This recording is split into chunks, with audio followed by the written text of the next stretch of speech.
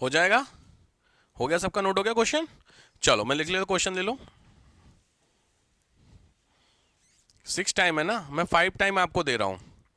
5 time हो रहा है 10 साल में।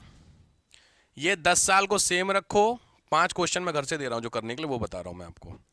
10 साल सेम रखो, गुना बढ़ा दो, 7 टाइम कर लो, 8 टाइम कर लो, 10 टाइम कर लो, 4 टाइम कर लो। क्वेश्चन समझ गए? क्या मैंने बताया, सब कुछ डेटा सेम है, बस टाइम्स आपको मैंने चेंज कर दिए प्रैक्टिस के लिए। क्योंकि इसी एसआई वाले में ना वो भी आप सीख लोगे, जो आपके यहाँ वो जाते हैं ना इंस्टॉलमेंट, ईएमआई वगैरह आपने देखी है, ईएमआई जाते होगी घर से लोन, वो भी सीख जाओगे। अच्छा ईएमआई जाती कैसे है। चलो हो गया, हटाओ इसको। नेक्स्ट टाइप, कौन से नंबर पे पहुंचे हम लोग? टाइप 5 आइए, इंपॉर्टेंट है। 2 क्वेश्चन एक साथ ही हैं इसमें, लिखो। A money become 5 time, a money become 5 time in 5 year, 5 time in 5 year, 5 गुना 5 साल में, 5 गुना 5 साल में। Then in how many time it become 7 time, in how many year it become 7 time. कितने साल में 7 गुना होगा? 5 साल में 5 गुना हो रहा है तो क्या लगता, 7 साल में 7 गुना। अरे मैं क्वेश्चन ऐसे डायरेक्ट पूछ रहा हूं, 5 साल में 5 गुना आपका पैसा हुआ तो 7 साल में 7 गुना। कॉमन सेंस तो यही कहता है, बट इतना है नहीं ये हल्का। भाई लॉजिक इसी बताइए बहुत ध्यान से, आपने सुना है अगर एक कपड़ा 1 घंटे में सूखता है तो 10 कपड़े कितनी देर में सूखेंगे? सिंपल क्वेश्चन मैंने आपसे पूछा, बहुत फेमस है, टाइम एंड वर्क के क्वेश्चन बनते हैं ये। एक औरत एक मंजिल को एक झाड़ू से 1 घंटे में साफ करती है, तो 10 लेडीज 10 मंजिल को 10 झाड़ू से कितने देर में साफ करेंगी? अब दिमाग काम करने लग गया, वरना आंसर तो 10 ही घंटे निकलते। क्वेश्चन समझ में आ रहा है? क्योंकि लॉजिक बात है, इसमें कपड़ा जो सूख रहा है उसमें ऐसा दिया है कि एक एक करके सुखाया जा रहा। अगर एक एक करके सुखाया जा रहा तो 10 घंटे लगेंगे, मगर एक कपड़ा 1 घंटे में सूखता है तो 10 कपड़े कितनी देर में सूखेंगे? तो यहाँ पे कंडीशन अप्लाई हो गई, 10 कपड़े एक साथ सुखाए जा रहे हैं या एक एक करके? अगर एक एक करके तो 10 घंटे, वरना आपके कितने लगेंगे? 1 घंटा से। ये जनरल क्वेश्चन, सेम कहानी यहाँ पर। ये ऐसा है नहीं कि क्या आपका पैसा 5 गुना कितनी देर में हो रहा है 5 साल में, तो 7 गुना कितनी देर में उसके क्वेश्चन हो रहा है। ठीक है, तो ध्यान से यहाँ पे एक और फॉर्मूला दे रहा हूँ, ध्यान से लिख लीजिए। n1 minus 1 upon n2 minus 1 is equal to T1 upon T2। ये है फॉर्मूला, ध्यान से नोट कर लीजिए। सी सेट के लिए बहुत टॉप क्लास का क्वेश्चन बनता है ये। n1 minus 1 upon n2 minus 1 is equal to T1 mine upon 2। इसको एक और बड़ा ही कर देता हूँ, एक ही, वरना 2 अलग अलग बनते हैं। Is equal to R1 upon R2। ये की मैंने ऐड 1 अलग भी बताता तो एक ही ऐड करता, समझ रहे हो? तो इसमें या तो T या तो R आपसे कुछ ना कुछ एक दिया होगा। सिंपल है। इस वाले क्वेश्चन में आते हैं तो क्या दे रहा है आपका, कितने टाइम? 5 टाइम हो रहा है कितने देर में? 5 साल में। तो लॉजिक बात है, ये जो n है ये टाइम वाला हो गया और जो t है वो तुम्हारा ईयर वाला हो गया। हिसाब ही बैठ रहा। तो कितने गुना हो रहा पहला वाला डेटा, क्या कितना? तो 5 माइनस 1 पहला हो गया इज इक्वल टू n2 कितना? 7 माइनस 1, यानी जो भी लॉजिक होगा वो पहले फॉर्मूले पे आते हैं। T1 कितना है?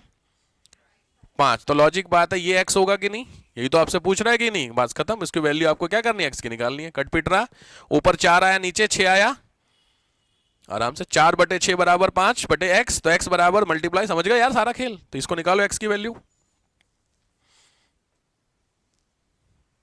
चेक करके बताइए क्या वो 7 साल आ रहा, क्योंकि अगर 7 आ रहा तो फिर तो लॉजिक सही था आपका।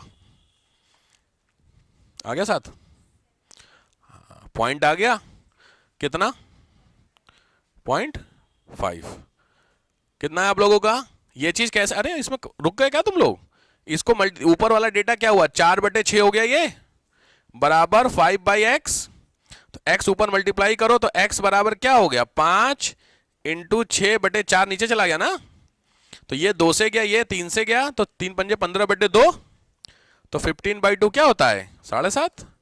तो 7.5 क्या था, ईयर था, ईयर आंसर। तो देख रहे हो, तो एक पैसा 5 साल में 5 गुना हो रहा है तो 7 गुना होने के लिए 7.5 लग रहे हैं। ये मेरे बस कहने का मतलब था, वो लॉजिक बिल्कुल मत लगाना जो मैंने अभी आपको बताया, अगर 5 साल 5 गुना तो 7 साल, ऐसा नहीं होता है, ठीक है, उसमें 7.5 लगेंगे।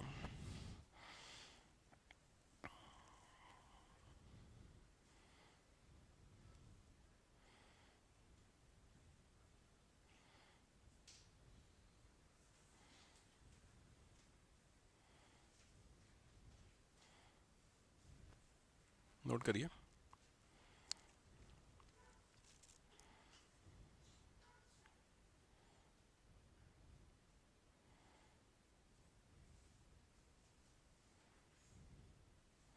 थोड़े से टेक्निकल क्वेश्चन में आगे बढ़ता हूँ, रहने दो, सरदर्दी वाला हो जाएगा।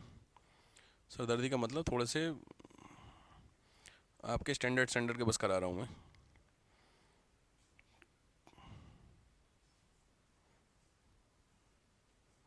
हाँ ये है, लिखिए टाइप जो भी नंबर है, टाइप नंबर 6 है ना आपका।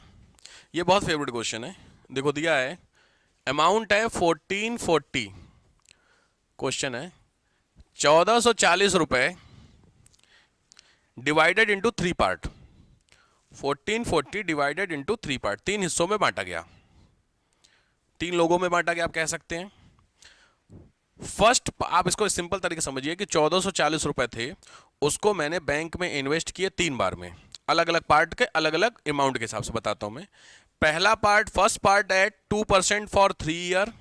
ध्यान से, first part is 2% for 3 year, समझ गए। पहला हिस्सा 2% के हिसाब से 3 साल के लिए। सेकेंड पार्ट 3% फॉर 4 ईयर, दूसरा हिस्सा 3% के हिसाब से। और थर्ड पार्ट 4% फॉर 5 ईयर, ठीक है। तो 3 हिस्से में आपको किया। कंडीशन यहां पर यह है, if the SI is equal for all parts, ये ध्यान से लिखो, if the SI is equal for all parts, सभी हिस्सों की जो एसआई है वो इक्वल है, सभी हिस्सों का एसआई है वो इक्वल है। तो पूछ रहा है बता दीजिए अमाउंट ऑफ ऑल, मतलब कितना कितना पार्ट का हिस्सा कितना कितना था। क्वेश्चन समझ गए। 1440 रुपए को 3 पार्ट में डाला गया, 2%, 3%, 4% के हिसाब से, 3, 4, 5 साल है, कुछ नहीं है। यहाँ एक फॉर्मूला काम करता है, SI इज इक्वल टू, या ए अनुपात 3 हिस्सों में A:B:C बराबर 1/R1T1 ratio 1/R2T2 ratio 1/R3। क्या ये दिया है? आप चेक कर लीजिएगा, ये फॉर्मूले में ये मिलता है आपका, ठीक है। अभी रुक जाइए रुक जाइए रुक जाइए, इतना आसान है नहीं। चलिए इसको सेट करते हैं। तो 1/ क्या है, R1T1 है ना ये, तो क्या मैं इसको 1/6 लिख सकता हूं आराम से, 3 दूनी 6 हो गए।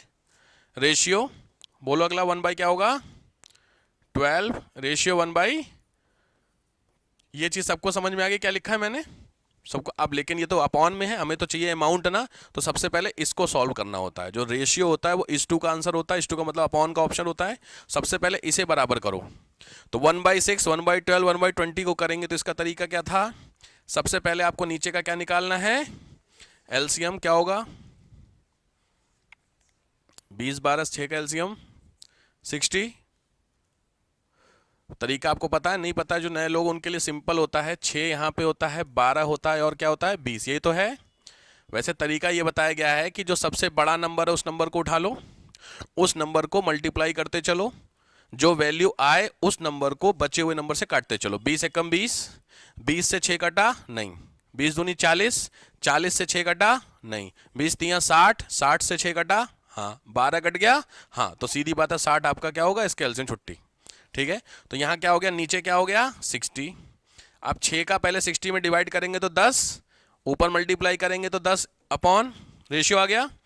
12 का करेंगे 5 एकम 5, 20 का करेंगे 3, तो 10:5:3 हो गया कि नहीं हो गया। आराम से ध्यान से इसको सही कैसे चेक कर लेते हैं, इस ये जो 60 मैंने कॉमन लिया है, आप इस कॉमन की जगह तीनों के बटे में 60 60 करो, क्या ऊपर वाला आंसर नहीं आ रहा। अगर मैं 10/60 लिखूंगा तो 1/6 नहीं हुआ। अब आ गया समझ में, तो चेक भी कर लेते हैं सही हुआ कि नहीं। 5/60 तो 1/12 हुआ कि नहीं हुआ, सिंपल। तो लॉजिक आपके सामने, जो नया रेशियो आ गया वो क्या आया, 10:5:3। ये फोन अपने पास ही रखो तो 10:5:3 ये नया रेशियो आ गया।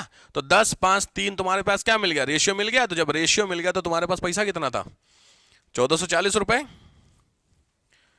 तो 1440 रुपए, लॉजिक बात है। तो 1440 जो है, उस 1440 को तुमको 10:5:3 में बांटना था कि नहीं, बस खत्म, सिंपल है। तो इसका जो आंसर आ जाएगा वो अलग अलग आएंगे। पहला आएगा अमाउंट इसमें 800, वो आप बांट लीजिएगा, मैं आगे बढ़ता हूं। 800, दूसरा है 400 एंड सेकंड है 240। जब आप निकालेंगे तो आपका ये आंसर आ जाएगा, नोट कर लीजिए, इंपॉर्टेंट है।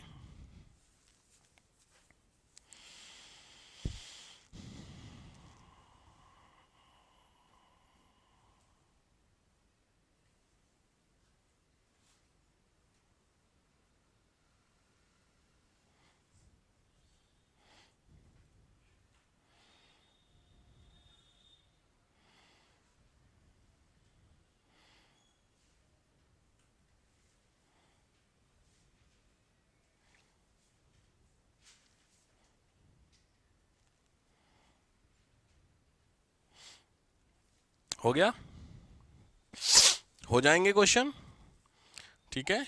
मैं बस आपको प्रैक्टिस का हटाऊं इसको, तो बस आपको प्रैक्टिस कराने के लिए परसेंटेज चेंज कर दे रहा हूं। तो परसेंटेज में लिख लीजिए 5%, 8% और 10%। बस क्वेश्चन सेम, 5, 8, 10। एक क्वेश्चन प्रैक्टिस कर लोगे तो हो जाएगा, फिर खाली आपको बस डेटा निकालना है। अच्छा, निकल के ऐसा निकलता बनता है डेटा, और कुछ नहीं।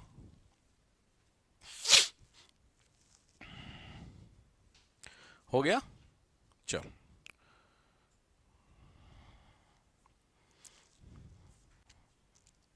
हटाऊं। नेक्स्ट टाइप आइए, लास्ट टाइप का इसमें। वो होता है डाउन पेमेंट वाला। वही होता है ना, डाउन पेमेंट आपने कभी करी है किसी चीज़ की? वो क्या बोलते हैं, क्या कराते हैं, फाइनेंस। फाइनेंस कराया कभी कोई सामान? किसी ने फाइनेंस नहीं करा आप में से? सब कैश वाले हो, क्रेडिट कार्ड वाले?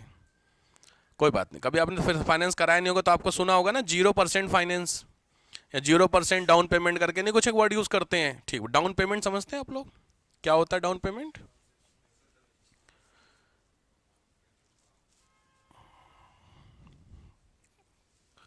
हद हो गई है, मतलब नहीं किया आप लोगों ने, लॉजिक बात है। जब आप किसी सामान को लेने जाते हैं और आप उस सामान का पूरा पैसा नहीं है आपके पास, तो आप बैंक या किसी के से बोलते हैं कि इसको फाइनेंस कर दो। तो बैंक वाला एक लमसम अमाउंट आपसे पहले कलेक्ट कर लेता है और बचा जो पैसा होता है उसकी ईएमआई करता है। कई सारे प्रोडक्ट या बैंक ऐसे ऑफर करते हैं जो 100% डिस्काउंट कर देते हैं, मतलब आपसे डाउन पेमेंट भी नहीं लेते हैं। समझिए, जैसे आप बाइक लेने गए तो 1 लाख रुपए की बाइक है, तो बाइक पे 10,000 रुपए आपको पहले दे देने हैं और 90,000 के 9,000 की 10 क्या बन जाएंगी, ईएमआई बन जाएंगी। तो आपके कायदे में हो गए। इसमें कायदे में 1 लाख की बाइक थी और 1 लाख की बाइक में 10,000 आपने डाउन पेमेंट कर दी और 9,000 के 10 ईएमआई बना दी। तो लॉजिकली आपके जेब से कितना पैसा गया, 1 लाख। तो लॉजिक इसमें बैंक ने कुछ कमाया, क्या कमाया बैंक ने?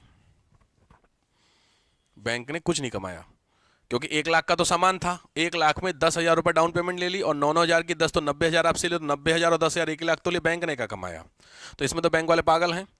बैंक वाले क्या करेंगे कि जो आपकी 9,000 की किस्तें हैं उसको करेंगे 11 या 12। अब हिसाब समझ में आ रहा? या फिर वो 9,000 की जगह 9,500 की 10 किस्त कर देंगे। हिसाब समझ रहे हो? तो अगर 9,500 की 10 करेंगे तो 95,000 तो आपको देने पड़ेंगे 10 महीने में, और रूल के हिसाब से आपको कितने देने थे, 90। तो 5,000 कमाया, ये 5,000 कमाई बैंक की होती है। अब आ रहा समझ में ईएमआई कैसे बनती है? अब ये कैसे होती है वो आगे बता दूंगा मैं, बट ये चीज समझ में आ गई है। इसको बोलते हैं डाउन पेमेंट। कई जगहों पे यही चीज क्या होती है कि 1 लाख रुपए का आपका सामान है, उस सामान पे बैंक वाले कहेंगे सर आप डाउन पेमेंट मत दीजिए, आप सीधे 11,000 की 10 किस्त बनवा लीजिए। कुछ को समझ में आ रहा? 11,000 की 10 किस्त करेंगे तो अमाउंट आप कितना 110, और कायदे में सामान कितना था 1 का, तो लॉजिक 10,000 कमा गए कि नहीं कमा गए? तो अल्टीमेटली वो इस तरीके से कमाते हैं। आपको आसानी हो गई कि आपके 1 भी रुपया नहीं लगे, आपको हर महीने 11,000 रुपए देने होंगे, बात खत्म हो गई। बात समझ रहे हो? और बैंक की भी कमाई होगी। अब आया समझ में? तो कभी भी ये मत सोचना है कि बैंक वाले शरीफ हैं वो आपको फ्री में देते हैं, क्योंकि जब आप ईएमआई जोड़ोगे, आपका लोन आपको पता है होम लोन चल रहा है, घर के लोन चल रहे हैं घर पे, उस लोन को कभी कैलकुलेट करना, आपकी आंखें खुल जाएंगी कि होम लोन में आप कितना पैसा देते हैं। कि ऑन एन एवरेज 30 लाख का अगर आपने लिया हुआ है लोन, तो 30 लाख के लोन में करीब करीब 65 लाख रुपया वापस करते हैं बैंक को। 65 लाख रुपए जोड़ लेना। ईएमआई का हिसाब लगाना कि हर महीने की ईएमआई इतनी जा रही है, इंटू मल्टीप्लाई बाई इतना करना, हिसाब समझ में आ जाएगा कितना पैसा बैंक को देते हो। इसीलिए जीवन में एक हमेशा टारगेट रखो कि अगर हमारे पास पैसा नहीं है तो हम नहीं खरीदेंगे। कब खरीदेंगे? हम थोड़ा थोड़ा करके जोड़ेंगे और फाइनली फिर उस सामान को खरीदेंगे। कोशिश करो ईएमआई के जाल में ना फंसना, क्योंकि ईएमआई के जाल में भाई साहब मिडिल क्लास बहुत बुरी तरीके से फंसा हुआ है। खास करके क्रेडिट कार्ड नाम का एक माहौल है ना, वो वेपन है, बहुत खतरनाक चीज़ है क्रेडिट कार्ड। मैंने अपना खुद कैंची से लेके ऐसे ऐसे काटा है खुद का। होता क्या ना, आप बड़े माहौल में रहते हैं कि आपको लगता है आपकी औकात ज़्यादा। मेरे 8 लाख लिमिट थी तो मैं 8 लाख, यार माहौल था। अब हम ये भूल गए कि 8 लाख देने भी तो हैं, समझ रहे हैं। मैं ऐसे ऐसे स्वाइप मारा खड़ा खड़ा कर 8 लाख रुपए की। अब आप हिसाब लगाए, और क्रेडिट कार्ड के अगर आपको अपना स्कोर ठीक रखना होता है तो ज़्यादा से ज़्यादा 40%, 40% से ज़्यादा आपको टच नहीं करना होता। मतलब 8 लाख में 40% ही खर्च करो, बाकी बचाओ, तो तुम्हारा सिविल ठीक रहता है। वरना एक्सट्रीम चले आओगे। मैं 8 लाख टच कर गया था।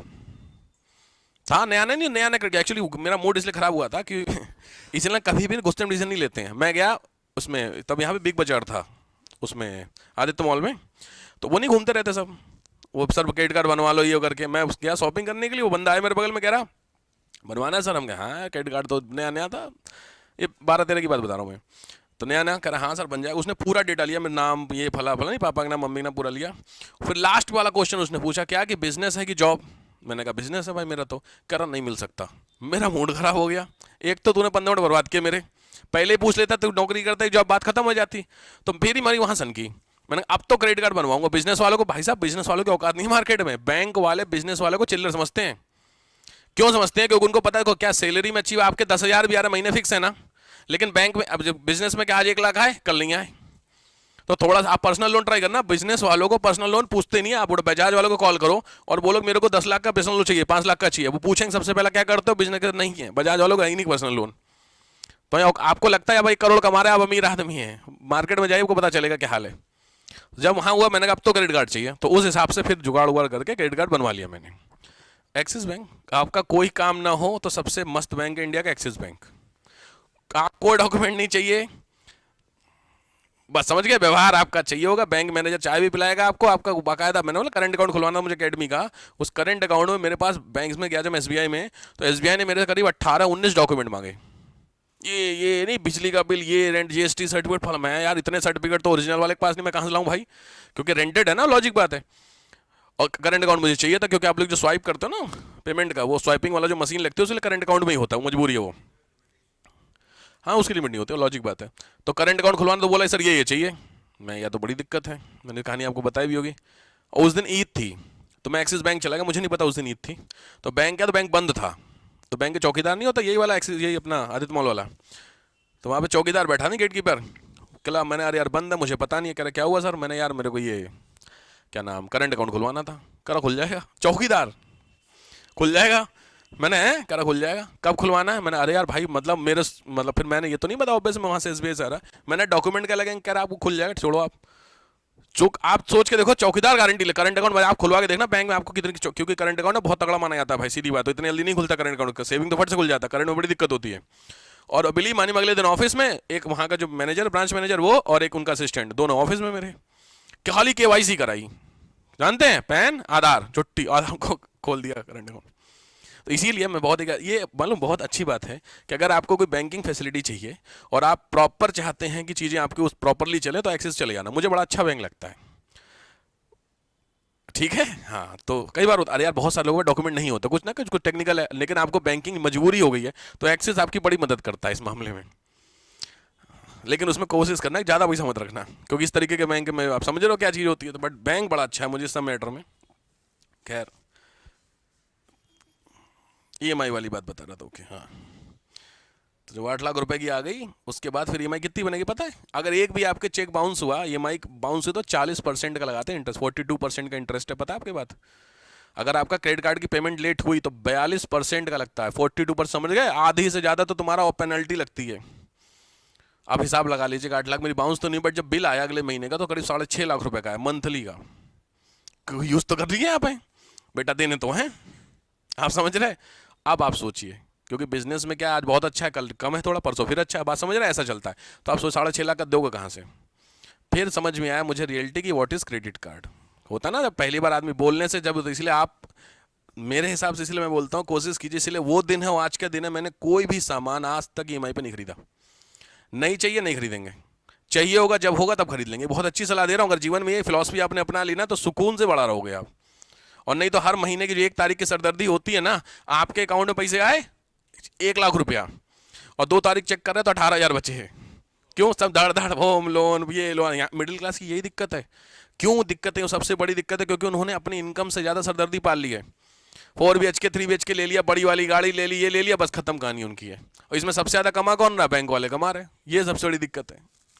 तो इसीलिए भैया, खैर अब कमाई होती कैसे वो मैं सिखा देता हूँ, लिखो।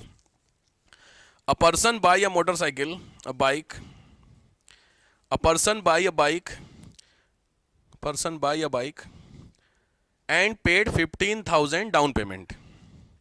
एक व्यक्ति ने एक बाइक खरीदी और 15,000 डाउन पेमेंट दी। ठीक बात है।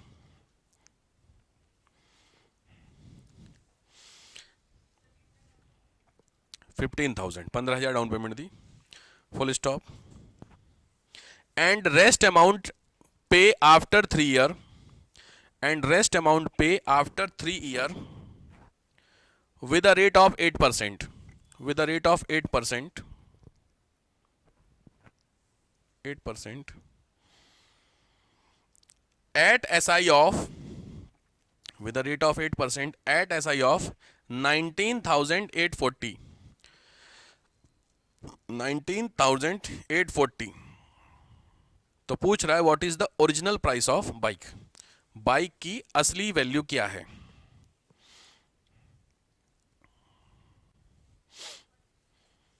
एक बार रिपीट कर दें। A person by a bike on paid 15,000, एक व्यक्ति ने एक बाइक खरीदी और 15,000 डाउन पेमेंट दी, और 3 साल बाद आफ्टर 3 ईयर रेस्ट अमाउंट पे, बचा हुआ पैसा दिया, विद 8% इंटरेस्ट, 8% की दर पर, जो कि 19,840 था। क्वेश्चन समझ गए? तो डाउन पेमेंट कितनी दी गई है? 15,000, और 3 साल बाद 19,840 रुपए दिए गए और फाइनल पेमेंट खत्म हो गई। तो हिसाब बैठा। तो कायदे में पूछ रहा है what is the price of cost of bike क्या है। तो बाइक, अब हिसाब, इसमें 2 प्राइस आपके सामने आ गए।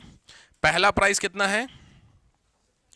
15,000, और दूसरा प्राइस 19,840। मोटा मोटी हम इसको 20,000 लेके चलते हैं समझने के लिए। 20,000 इधर 15, तो कायदे में हिसाब हुआ 35,000।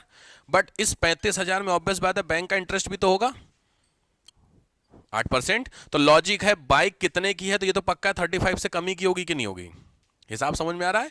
पक्की बात, ये चीज बेसिक तरीके से समझो, बाकी निकालना तो मैं बता दूंगा, सिंपल ट्रिक होती है, आधे लाइन में निकलेगा। बट ये चीज समझ गए भाई? 10,000, वो 15,000 आपने दिए और 3 साल बाद 20,000 और दिए, तो कायदे में आपने कितने दे दिए? 35,000 दे दिए। लेकिन इसमें बैंक से आपने लोन लिया तो बैंक भी कमा रहा है, तो कायदे में जो रेट होगा वो 35 से कम होगा। अब यहाँ पे सिंपल हिसाब समझिए, कॉपी देखिए, ओरली समझाता हूँ। रेट ऑफ इंटरेस्ट 8% है, चेक करो। तो हर साल का 8% है, तो 3 साल तक का 24% हो गया। पक्की बात है? कोई कंफ्यूजन? 8 इस साल 8%, अगले साल 8%, उसके अगले साल, तो 24% इंटरेस्ट आपने दिया 3 साल में।